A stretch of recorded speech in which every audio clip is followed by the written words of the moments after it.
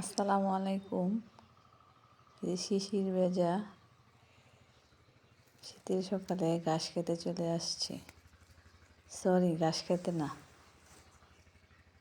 মটরশুঁটি শাক খেতে। তো এই শাকটাকে আমাদের এলাকায় কেওড়া শাক বলে পরিচিত। তো খুব সুন্দর হয়েছে শাকগুলি। তো কিছু এরকম করে ডগা ভেঙে নিচ্ছি।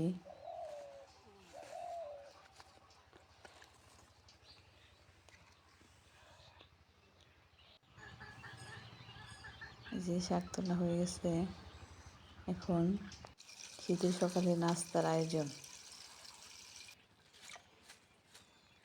আমার চ্যানেলটি যদি আপনাদের ভালো লাগে তাহলে সাবস্ক্রাইব করে রাখুন।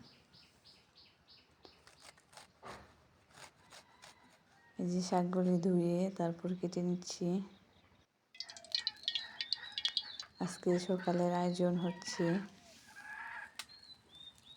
এই যে কেওড়া শাক, তারপর আলুর ভর্তা, আমার নতুন আলুর ভর্তা। এদিকে আছে এই যে পালং শাক ভাজি করব। তো শাকটাকে আগে রান্না করে নিচ্ছি। এক চুলায় ভাত বসাই দিচ্ছি আর অন্য চুলায় রান্না করতেছি শাক, কেওড়া শাক। পেঁয়াজ, রসুন, কাঁচামরিচ তেলে দিয়ে লাল করে ভেজে তারপর শাকগুলি দিয়ে একটু লবণ দিয়ে 2টা আস্ত কাঁচামরিচ দিয়ে কিছুক্ষণ নেড়ে চেড়ে তারপর নামিয়ে ফেলব।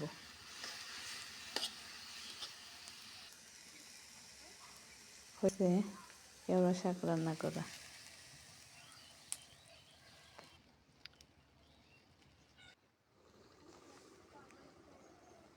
এই যে ভাত রান্না করতেছি, শাক বসাই দিছি।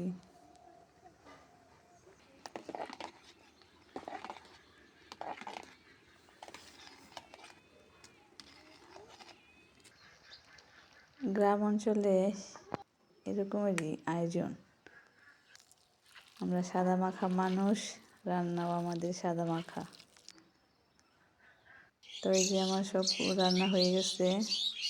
আলু ভর্তা বানিয়ে নিয়েছি, এই যে কেওড়া শাক, পালং শাক, আলুর ভর্তা। এই হচ্ছে গ্রামের সকালের, শীতের সকালের নাস্তা। তো খেতে কিন্তু মিষ্টি রোদে বসে খেতে কিন্তু অনেক মজা হয়েছিল। আল্লাহ হাফেজ।